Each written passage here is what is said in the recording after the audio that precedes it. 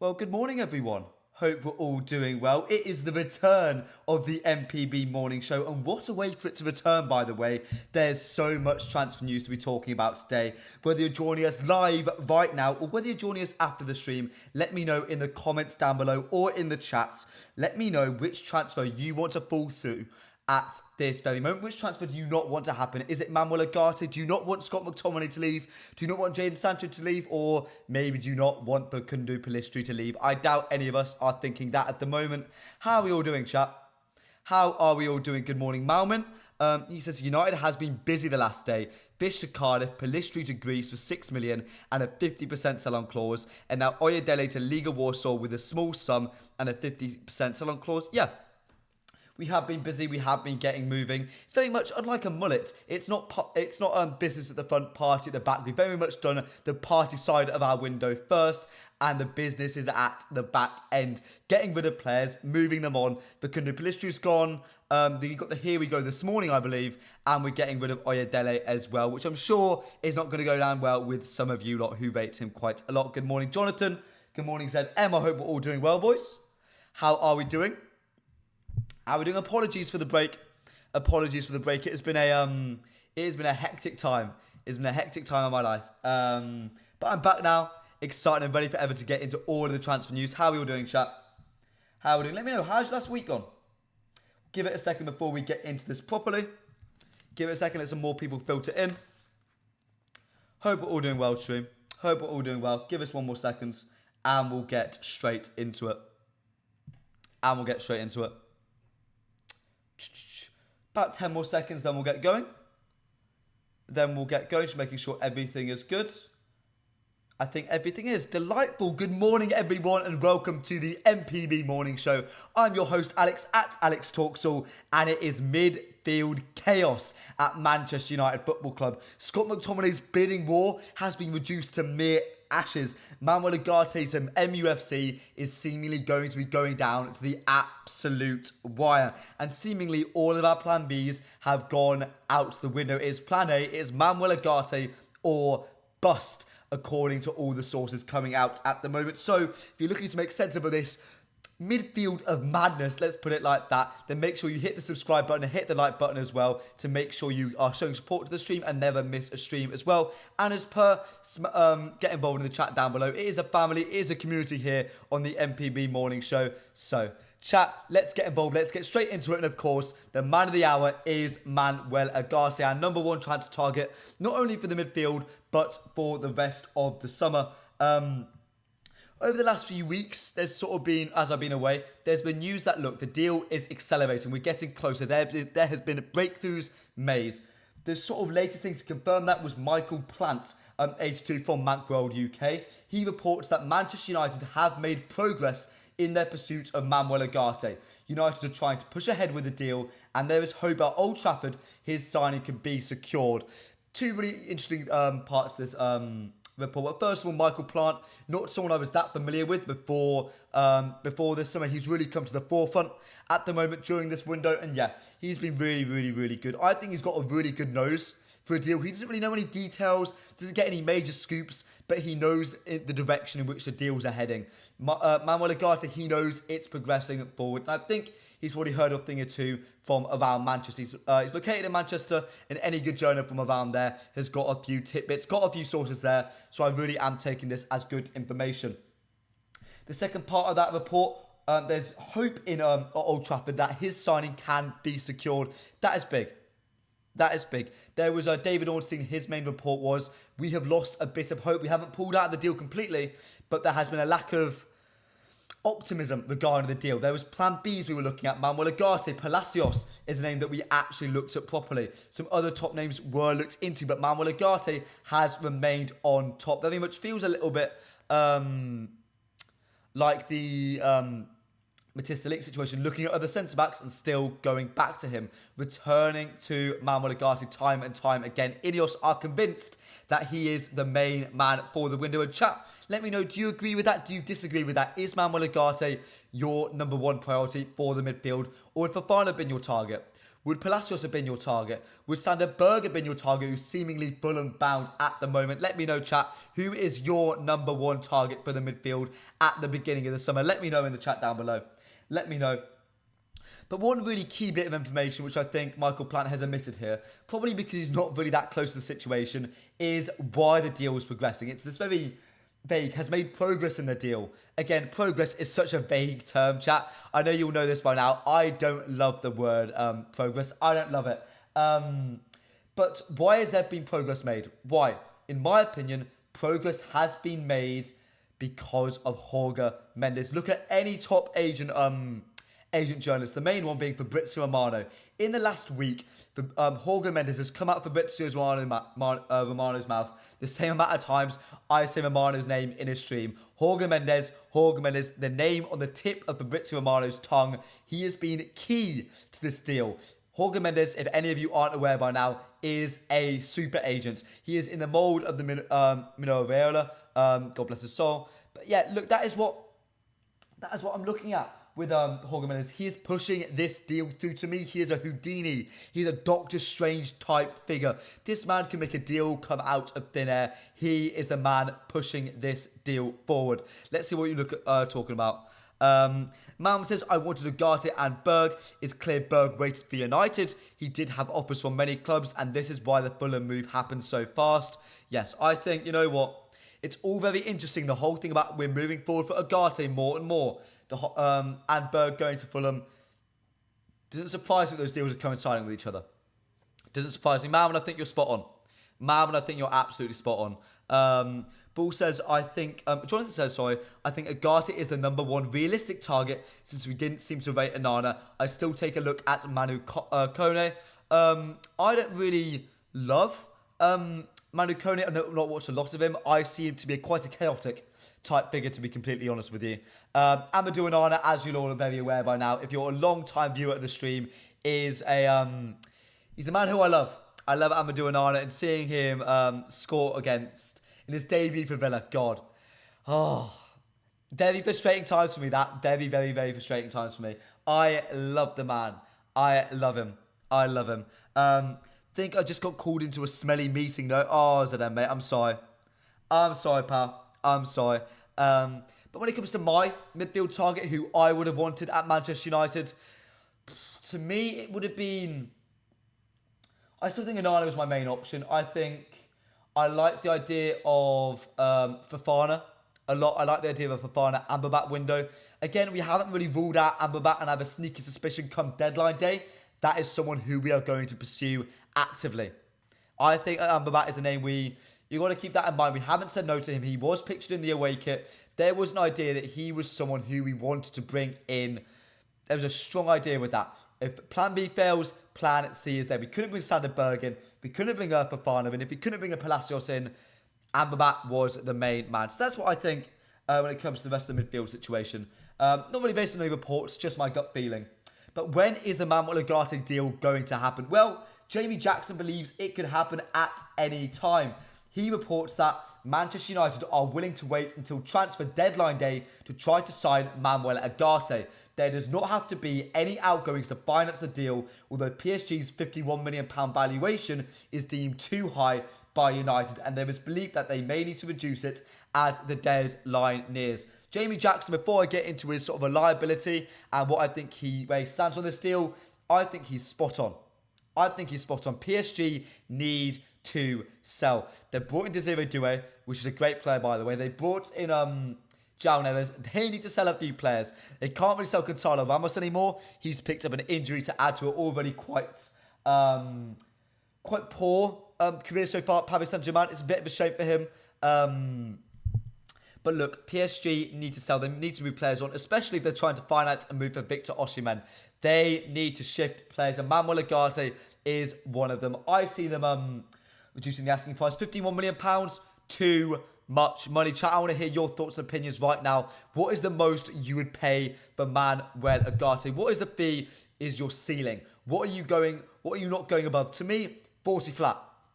40 flat. He is a long-term squad player. He is a better Fred who's being charged a premium because of his sort of reputation from Sporting. I don't love Manuel Ugarte. I don't love him. I think he is a stopgap option for this year. I think he's a long-term squad player, but I am not in love with the player as a starter for United. Because of that, you have to sort of tweak his valuation. You're not paying premium starter money. You are paying a premium squad player money, which shouldn't be anywhere above £40 million. Jonathan Ball is worried that Rabiot is still a viable option. Not quite yet, my friend. I think Amrabat or Rabiot it will come down to, and we choose Amrabat any day of the week. Used to Ten Hag, used to the players, used to the club, used to the fans. Yeah, to me, it makes a load of sense. It makes a load of sense. It makes a load of sense for Amrabat to come in. Not much Rabiot. I think there's the idea that he's lowered his wages a little bit, but I still don't see it being viable. I can see the two players we get is Ugarte and Rabiot coming at deadline day. Wow. Malman also thinking that Rabiot will be coming in. Chat, let me know. Do you think Rabiot is a viable option for Manchester United come deadline day? Or would it be Amrabat? Would it be Amrabat? Let me know. Let me know, chat. Let me know. When it comes to... Oh, sorry, pardon me. When it comes to Jamie Jackson's reliability, I think regarding this deal, he's spot on. I think he's one of those journalists like Michael Plant who come in and deliver a really good report. They've got a really good nose where the transfer is going. They've got a few contacts here and there. They can rely on them. Look, Jamie Jackson on this. I don't love the journo. I think he's at his best and not Ole Gunnar Solskjaer. He had really good connections there. But he's not a David Ornstein, but I do think he's absolutely spot on here. I do think he's spot on. I do think he's spot on.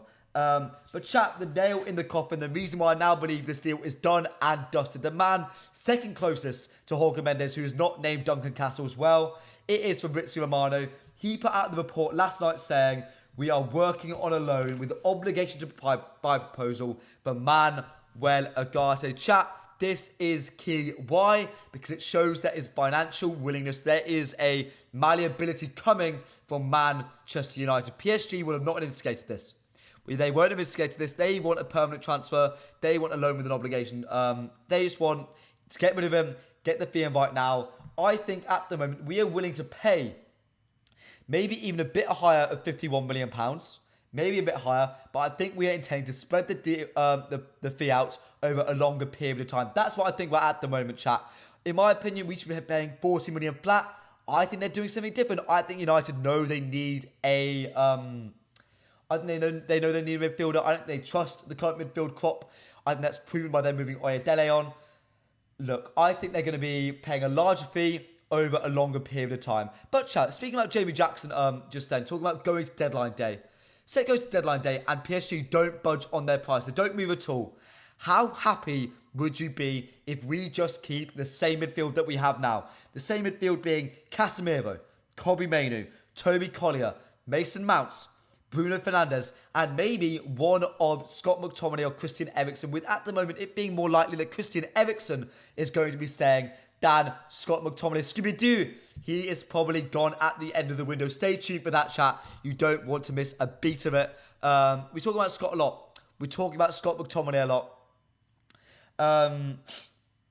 But chat, would you be happy with that midfield crop? Would you be happy with that? Would you be happy? Because even though we are working on that loan obligation, that makes it more likely that we'll be able to financially meet PSG's demands. Yeah, it is more likely. But do they lower them enough? Do they lower them enough? That is the question everyone is asking, in my opinion. To me, if it gets deadline day and we still haven't got Ugarte in, you have to bring him in. You have to keel over. You have to roll over on your belly, take your medicine. You have to. I think we can't go into the current season with that crop of midfielders. There's been a lot of hype around Casemiro. The remontada, the revolution of Casemiro. Last season was just an off-season, running about too much. He is back to his best. That's what the word on the street is. I don't trust it yet. Injury prone. Not physically where he should be or where he needs to be a top caliber Premier League DM. At least when it comes to covering ground, which is what he'll mainly be asked to do. He's a defensive midfielder first. He's a defensive midfielder first. So look, chat, let me know. Let me know. Breaking. Ooh, we got a Ben Jacobs drop. Is Ben Jacobs saying something? Let's have a little look, shall we? Let's have a little look. Let's have a little look.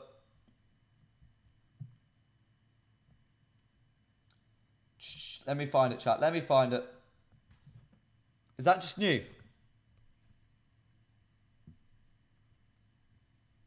Let's have a little look. No, we still need some physicality in the midfield. I agree with you, mate. I agree. Oh, here we go. 22 minutes ago, Ben Jacobs said PSG are prepared to sanction a loan with the obligation for Manuel Ugarte to join Manchester United. Ugarte has made it clear he wants MUFC and has already agreed personal terms. Talks positive, but PSG in no rush and happy to let negotiations run into next week if needed. PSG are doing this really, really well. Shock horror, a club that has made so many mistakes on the transfer market, is finally learning from them. Yeah, look. They're learning, they're getting better, they're teasing every penny out of us. And you know what? We are in no position to really say no. Every other midfielder is off the block and we need more reinforcements. We need more reinforcements. Jonathan Bull says, Scott is far too limited a player. If he doesn't score, he really adds nothing else to any system we're trying to employ. The difference is, and the key part of your statement there, Jonathan, which I think you missed, is he scores goals. And goals win games. And in this project and in this sort of system in flux, it's always changing. That requires late on in games for us to throw players forward because of a lack of clinicality, because of a lack of quality at times in the side. Look, or immaturity. Garnacho, not quite there. Højlund, not quite there in finishing wise. Look, you have to give these boys time. So when you can get goals consistently from midfield, which aren't penalties, you take the final 20 minutes of the game. Look, Fergie used to always do it. Everyone's always liked me. Oh, Alex, it's too chaotic. It's too chaotic. Fergie lived off chaos. That's how he won 13 goddamn Premier League titles. By risking it all. By throwing everyone up in the final 10. To me, it is the heritage of Manchester United. How reliable, as Ben Jacobs says, 100. I feel he's quite reliable. I feel like he was really closely connected to agents. He won't really ever receive scoops on big deals. He does occasionally. But to me, he's at his best when he's confirming, maybe getting one or two more details from agents, from clubs. That is where he's at his best. But first and foremost, he is an excellent journalist, a great relationship with the channel. I really like Ben Jacobs. I like him a lot. I do like him a lot. But look, chat, what do you think is the final fee for Manuel Ugarte? What do you think will be the final fee which the deal will come to? To me, it's close to as good as done. I think Ugarte is pushing a lot. I think hopefully that will cause the price to come down somewhat. The PSG are in the most control here. They know we are desperate. We are desperate for this deal to go through. We are desperate for another midfielder. Paris Saint-Germain know that. They know that. Alex says it's all about capital, reducing wage bill and structured payments on young players. This will continue until the squad is healthy and competitive. Then you'll see more focus on unders. What do you mean by unders, mate? Alex, what do you mean by unders? What do you mean by unders? How much do we get for Fish, Oyedele, Pellistri? Says Blitz Extreme X P99. Pellistri is 6 million euros. Fish is a tiny amount. Oyedele as well. I think there's a really high sell-on clause though. I think there's a very high sell-on clause. There's a very high sell-on clause for him. A lot of you lot rate him. A lot of you lot really, really rate Oyedele. I've never loved him. Not really watched enough of him. And not really heard the best of things about him. But hey-ho. I think the fee will be around £45 million, not worth that IMO. 40 million flat is fair. I think it'll be as high as 50. We're alone with an obligation because it's going to be spread out for so long. It will be £50 million in total. That's my feeling.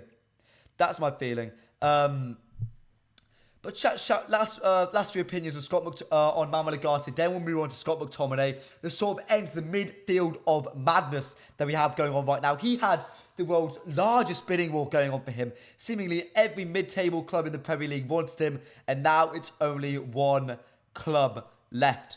Under 18s Wonder Kids prop, basically yes. No, Alex, you're right. £5 million transfer fee plus £5 million loan fee. Win-win for both clubs. I think it could be higher than £5 million loan fee, you know. Amrabat's loan fee was 8. I think it could be 10 million. You know what I mean? I'm really skeptical on it. I'm really, really skeptical about this. I'm really skeptical. Chat, last few opinions. Any more opinions on Ugarte? Then I'll move on to talking about Scott McTominay. Last few thoughts, last few opinions. Let me know. Let me know, chat. Let me know. He's a very safe person. Certainly doesn't like for clicks. I wouldn't call him safe. Wouldn't call any journalist safe. They are confident in what they're reporting. Trust me, as someone who spends a lot of time around journalists nowadays, no journalist is ever safe. They triple, quadruple check every report they put out. Journalists are Trust me, chat. Trust me. Oh God, mate, Kadali, I'll read out your 11 in just a second. Let's talk about Scott McTominay, shall we? Scott McTominay, McSauce, McTerminator, Mackie D's, McScooby-Dooby-Doo. Scott McTominay has 1,000,001 nicknames, and during the window, he has had seemingly 1,000,001 suitors. The Sun put out a report saying, let's read it out. God, where is it? Here we go. Crystal Palace and Brighton are interested in signing Scott McTominay. Fulham remain interested and Napoli are also keen, but McTominay would prefer to stay in the Premier League, as well as these clubs. West Ham have shown copious amounts of interest in him in the past under David Moyes. You've got Bournemouth showing interest at some points, Brentford as well. Every club in the Premier League seemingly has had a little sniff around Scott McTominay. But the big club really rearing his head at the moment, showing him the most attention, is Napoli. Napolitan ran by Antonio Conte after a poor start of the season, a 3-0 loss to Hellas Verona.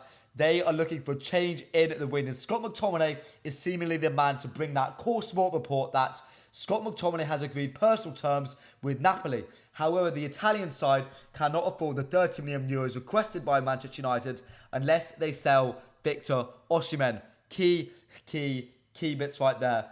Core Sport, great Italian outlet. I'm assuming very close to Napoli. I'm intrigued by the idea that they need to sell Victor Osimhen. I think they need a big sell to bring him in. They are not close enough to our fee. That's sort of been the whole story with Napoli. They haven't been close enough to our fee. We haven't really been getting close. The club who seemed closest to match it was Michael Plant. He made out a report saying, let's find it. Fulham are now willing to match Manchester United's £30 million asking price for Scott McTominay, and a deal could be thrashed out in the coming days. Chat, when I saw this, I was over the absolute moon. I think, you know what, I love Scott. I love him a lot, but it's time to get this deal done. He seemingly wants to move. He wants minutes. He wants an important part to play in a project. Look, that works for me. Thrashed out, was going to get put together really quickly. That's what those words sort of imply to me. We get Ugarte in the next few days. Maybe even get him in the stadium against Brighton. That was my hope. That's what I was really hoping for. Chat, if you are hoping for that as well, make sure you smash the like button. We are 7 likes away from 20 likes right now. It would mean the world to me if we could hit that. If we could hit that, it would mean the world to me. Are we buying rejects or benched ones? Lumen, we are buying market opportunities. Matista Ligt, market opportunity. Mazraoui, as we all saw, yeah, ridiculous player. How he was on the bench for Bayern Munich with how good he was, beyond me. What I've heard, it was very political why he was dropped, literally. But yeah, that's why I'm standing on Mazraoui. And Lenny Yoro, come on. Real Madrid's #1 target. Liverpool wants him no matter how salty their journalists are. Liverpool were desperate for him. Yeah. I'm sorry. No. That's what it is. We're not buying rejects. We are buying market opportunities, my friend. Jonathan Ball, well, talking about calling a player useless or rejects, look at how you're treating your own player. Useless, hidden, well, I have a family-friendly channel, my friend. Family-friendly channel. Yeah, no. I know some people's thoughts on McTominay, and you're being too harsh on McSauce's 100. I agree. But chat, I was sort of being very nice about Michael Plant earlier in the stream, saying how good he was. But again, this report seems like a lot of bogus. When you then consider only a couple hours later, we hear from Sky Sports News that Fulham have made a £20 million plus add-ons bid for Manchester United midfield target Sander Berg from Burnley. Not only are they going after our plan B for Manuel Ugarte, they are moving on from Scott McTominay. So, was Michael Plant lying? Was he just chatting rubbish? Well, no. I think Michael Plant was absolutely right. I think Fulham were moving forward in proceedings with Scott McTominay, and then he told them no. Football Hassan from the Stretford Trends, a great guy, great person. He reports that Scott McTominay decided to only leave Manchester United for a special project. Something that truly excites him. Essentially, it is Napoli or bust for Scott McTominay. Manchester United will not force him out. There is too much respect between the two parties. A Carrington boy and a club and a manager and a coaching staff that is very appreciative for what Scott McTominay has done in his years of service to the club. So at the moment, Napoli or bust. Chat, your gut thoughts, your gut opinions. Let me know right now. Will Scott McTominay leave Manchester United for Napoli this summer? Let me know down below. Let me know. Blitz, they aren't selling Kava unless they get oodles and oodles of cash. Who's Kava, bruv? Who's Kava? Oh, Kavava. Kavaskelia. Yeah, no, they're not selling Kavava this summer. They're not selling Kavava this summer. IMFC, how are you, Joe Gomez and Federico Chiesa? Gatti moved to Newcastle and Ryan Cherky moved to Newcastle United. Adeyemi, you come on this stream a lot, my friend. We're not a Newcastle channel. We're not a Newcastle channel. We're not a Newcastle channel at all. At all. We're not a Newcastle channel. Who's the club we call United? It's Manchester United, mate. It's Manchester United. I don't think I am far too sentimental. Oh, good lord, this is a word. Sentimentalism around players. He's not good enough. He would not be a player in any top 4 squad. Considering Arsenal are holding on to Ramsdale, considering they're holding on to Fabio Vieira, considering they're getting rid of Eddie Nketiah this summer, considering City have a few duds in there. Actually, no, City don't have duds. I lie. I think, unless your name is Manchester City, every club has those sort of squad players. Every club does. Every club does. I want Scott to get first team personally. I want him to get good minutes. I want him to do well. He would be great under Conte. In a Conte 5-3-2 system, crashing the box all the time, being that big physical force which Serie A loves. God, Scott McTominay would love it over there. Scott McTominay would love it. And look, I respect him. He's a man that has been a key part in the project. He's been part of so many key moments for the football club. Under Eric Ten Hag, he was a key part in a Carabao Cup and FA Cup win. He was crucial in those games. The goal against Liverpool, the performances throughout that, the assist to Rashford to get us through that quarter-final, the game against Coventry. Look, Scott McTominay has been crucial in those runs. So many big moments. The 2 goals against Brentford, the goal against City, the goals in late added time. The fact that he saved Eric Ten Hag's job at Manchester United last season, scoring goal after goal after goal. There was a point where he was our top goal scorer. A Carrington boy, he knows what the club means. He's been around for a long time. That everyone loves him. Old Trafford fans love him. God, he is really quite well liked. To me, he deserves to go somewhere where he wants to go. He deserves not to be forced out. He doesn't deserve to fight for relegation. He doesn't deserve to go to a Bournemouth, to a Brentford. He deserves to go to a Napoli, to fight for titles, to play alongside some great players in a system that does suit him.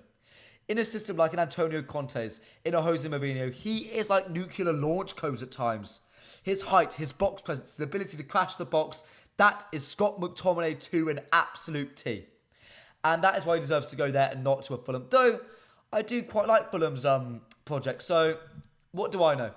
What do I know? But it's clear where Scott wants to go, and I think he should be allowed to go where he wants to go, personally. But Mount is worth leaving. Do you think Mount is should go? Mason Mount should go, Ronald? Seriously? I disagree with that. I'm disagreeing with that, personally. I'm disagreeing with that. Let's have a little check. Any more news came out, chat? Give me a second.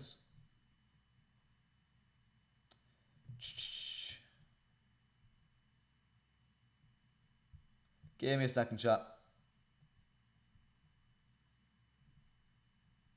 Give me a second. United, says Jack Wells. Yeah, mate. Yeah. I'm looking forward to Saturday. How are you lot feeling about the Fulham game? Before we move on to the next segment, how are you lot feeling about the Fulham game?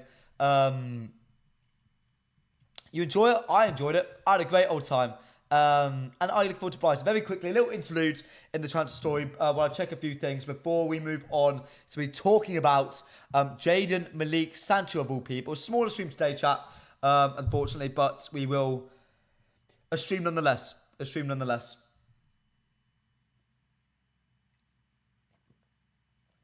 They want a Kavara and Osimhen go in the same window. Yeah, you're right about that as well.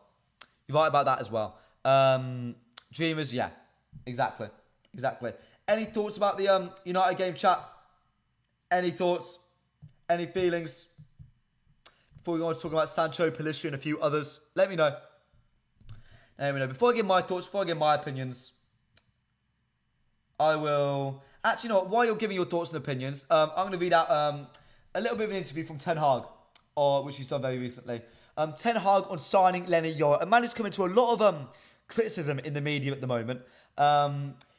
Ten Hag says, we are so happy that we could sign him. He's one of the biggest assets in European football. We know that we have to support him and have the skills in our team to achieve his ambition. The potential is there. He's exactly right. Exactly right.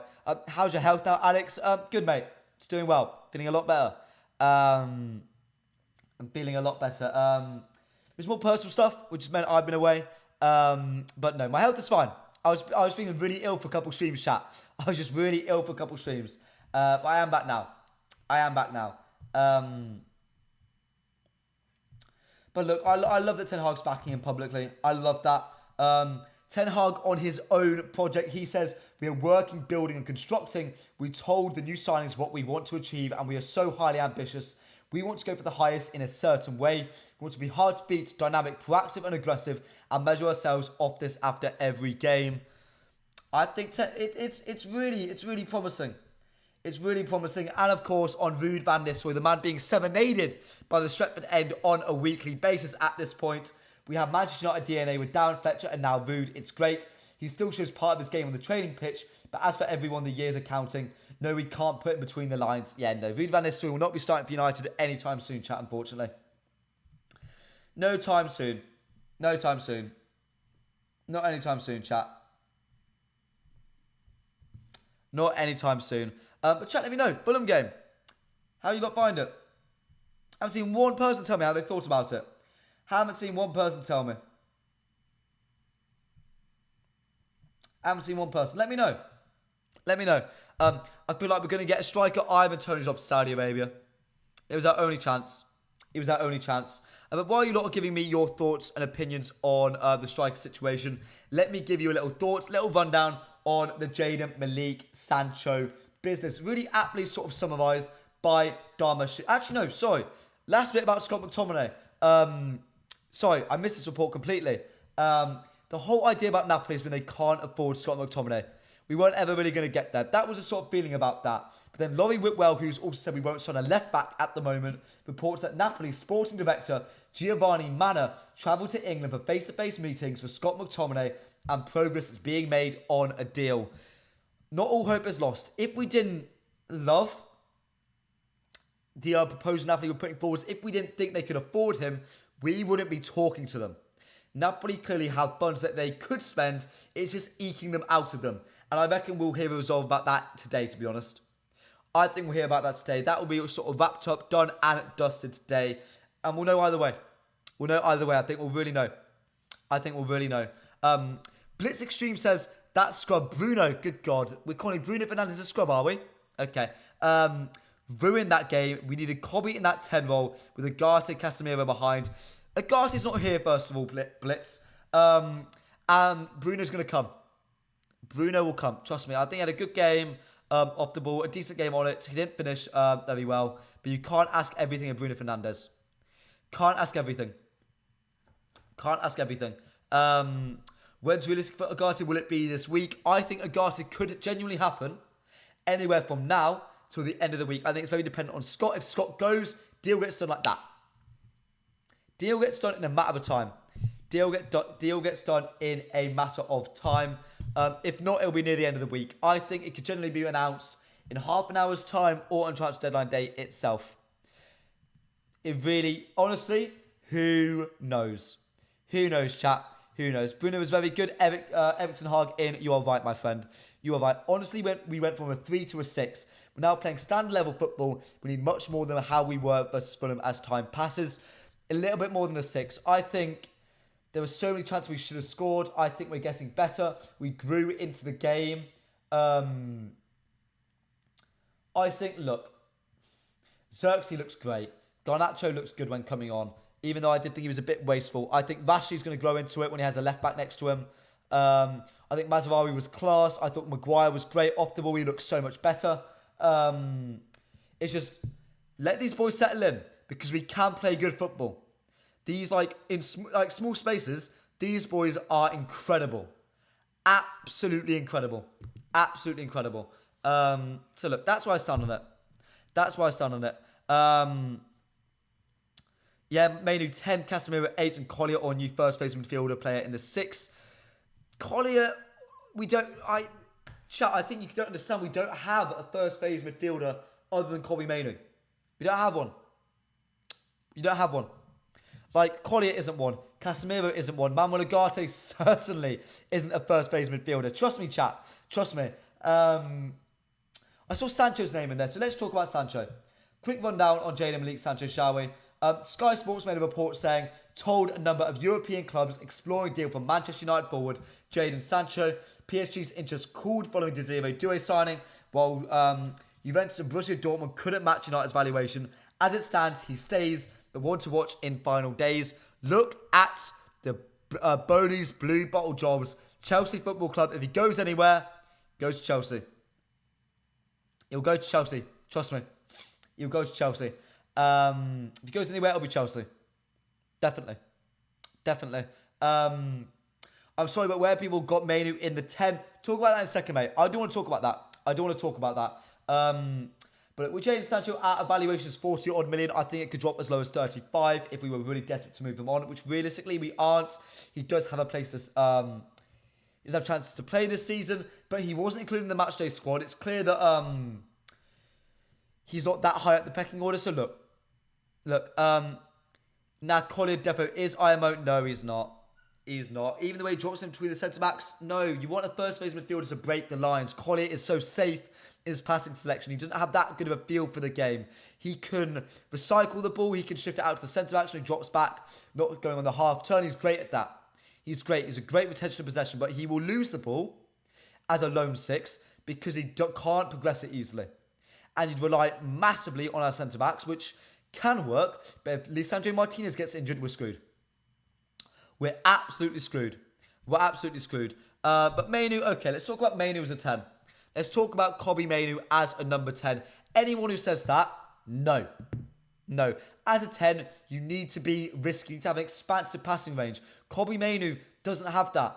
He's intricate, little tricky little plays, little 1-2s, and I love that. That is a sign of an 8 who can work in the first phase and the final phase, working off with a number 10. Who can take pot shots from range, who can switch the ball to either side, which Bruno can do, to play those hero balls. Kobbie Mainoo, that's not his bag. They're both excellent passers in different ways. You have to remember that just because Kobbie Mainoo is great in and around the box, being intricate does not make him a number 10. Does not make him a number 10, chat. Does not make him a number 10. Kobbie Mainoo as a 10 makes no sense. And you also ignore the fact that if you put him as a 10, you lose his ability to drop deep. Bruno Fernandes, unlike last season, Erik ten Hag is forcing him to stay up. He occasionally will drop a little bit deeper, but mainly he's sort of stuck in and around the 18-yard box, around 25-30 yards, which is where he should be. He shouldn't be dropping deep. Kobbie Mainoo should be. He's brilliant at it. And because he's an 8, he can do both. He can do both. Exactly, mate. Erik ten Hag in your right. LA, how are you doing, my friend? How are you doing, mate? I hope you're doing well. I hope you're all doing well today. Why are people so critical of Bruno and Mainoo on 10? Collier starting over Casse. Guys, switch off your PS5s for a while. I don't dislike Collier over Casemiro. Don't hate it. But chat in a second, we'll go over our lineups for Saturday, what we're going with. It's going to be a little bit of a smaller stream today. Unfortunately, won't be able to go on for too long. But yeah. We'll be able to go on for too long, but... Sorry, chat, sorry. But it's technically secure enough to play 1 and 2 touches out of the press, has energy and gets it to all areas of the pitch. You're talking about, Collier. Okay. See what Collier's best attributes are? He can recycle the ball really well. Great ball retention. But his biggest thing is off the ball. He is a monster. Long-legged, long-limbed, fantastic engine. He's got 2 lungs, very similar to Mason Mount. He covers a lot of ground. And that's why I like him. That's his main talking point.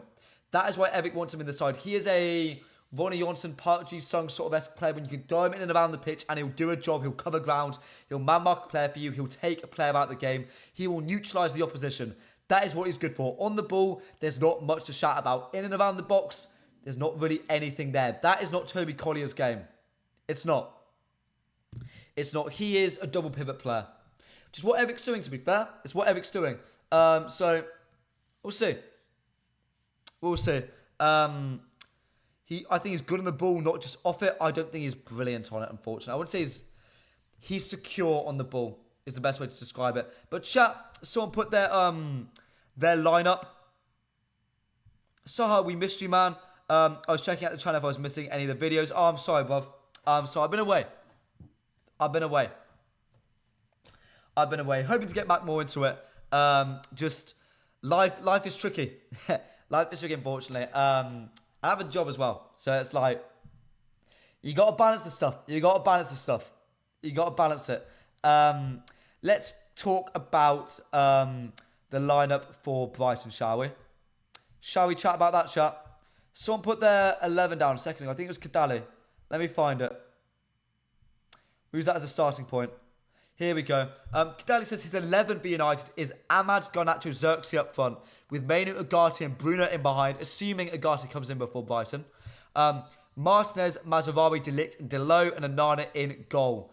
That is Kadali's thoughts and opinions. Chat, what do we think about that? There is an omission of Casemiro, an omission of Marcus Rashford. Garnacho over Rashford. How are we feeling about that, chat? As well as a dropping of Harry Maguire. Does Harry Maguire start for you against Brighton? Key questions. A lot of people are saying João Pedro will cause problems against Harry Maguire. Maybe. But Adama Traore could have done. If we're thinking about that, of course you would. Surely you'd play, I don't know, just a backline of fullbacks. If you're that worried about agility, look, I think Harry Maguire has to start. If you don't start Harry Maguire, you are sending a message to the rest of the squad saying, look, you can play well, you can work your way back into the side, but you can't stay there. Mevit, new signings, new shiny toys will always get in over you. If you play well, you stay there. And Harry Maguire was a machine. He was a machine against Fulham. He was brilliant. Absolutely brilliant. Jonathan Ball says, Onana, Mazraoui, De Ligt, Martinez, Dalot, Mount, Casemiro, Bruno, Ahmad, Xerxes, Rashford. Yeah, I really quite like that. I think if my front line, and I'm quite certain this, is Xerxes, Garnacho, Rashford. That's it. That's my front three. I think you have to play that. I think it's a waste not to with that Brighton high line. Have you seen how high it is? Just give it to Xerxes. Give it to Bruno. Let Vashi and Garnacho do lots of running behind. You don't have to complicate it. I think hero ball is completely allowed against Brighton. Completely allowed. Manu can link, shoot, playmaker around the box with clever passes created, but not long ball. Bruno creative. I prefer Manu's creativity. But as a 10, you need that creativity. You need it. Arsenal's biggest flaw at the moment is they don't have that outlet from Odegaard. He refuses to play that long ball. City have De Bruyne. Bayer Leverkusen had Burtz. You saw Bayern Munich, Musiala. City, De Bruyne, I think I would have said City. Chelsea, when they do it right, Enzo Fernandez. Like, you need that creativity, that range of players in the side, and Bruno Fernandes grants you that. Now that Ahmad and Maguire deserve to be dropped. Let De Ligt and Garnacho earn their place in the starting lineup. I think Garnacho has. And I'm Ahmad's biggest fan, LA. I'm Ahmad's biggest fan. But I think Garnacho's qualities are so suited to Brighton that he has to play. I don't think Ahmad set the world alight against Fulham. I thought he was good. I didn't think he was great. I think Garnacho did enough when coming on. He got the assist, provided the threat. Yeah. I think Garnacho deserves a start. I think he deserves it. I think healthy competition between the two is a good thing. ZM says, Onana, Dalot, Martinez, De Ligt, Mazraoui, Collier, Casemiro, Manu. Wow. Sancho, Xerxes, Ahmad. Where are the goals coming from? Zed, brother, who's scoring there? Who's actually scoring there? Nobody. Nobody's scoring there. That midfield is goalless and can't progress the ball with Manu as a 10. That strike force can't take shots. Like, sure, Xerxes scored a goal. He's not a poacher. He's not an out-and-out number 9. He is the ideal false niner. 9.5 by his own admission. No. If you want a really pretty game where you play lots of, like, nice passes around the 18-yard box, that's your job. But even then, you're not going to get there with that midfield. No. I feel Garnacho is still a little rusty, but I think no. I like him. I like the idea of Garnacho against Brighton. I really do. I really, really do. 1 more minute, chat. I'm going to have to leave the stream, unfortunately, today. It's going to have to be an early one for me. Gonna have to be an early one. It's been really good to be back though. Been really, really, really good to be back. I really like Garnacho as an impact sub still. Let Ahmad do it. Let Ahmad be the impact sub. I think it'd be harsh to get rid of him. I think for my FPL at the moment, that's my biggest thing at the moment, chat. It's who do I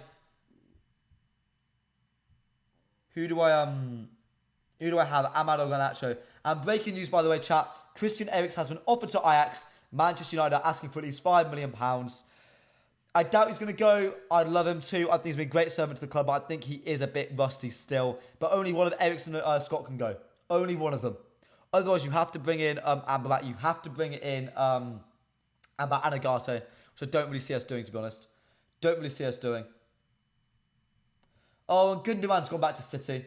Oh, rubbish. Oh. Chat. That's the last news I wanted to see, man. That's the last news I wanted to see. Oh, that's really frustrating. Well, that's a shame. He broke my heart, man. I've actually never been more upset by a football player in my life. He broke me. He broke me.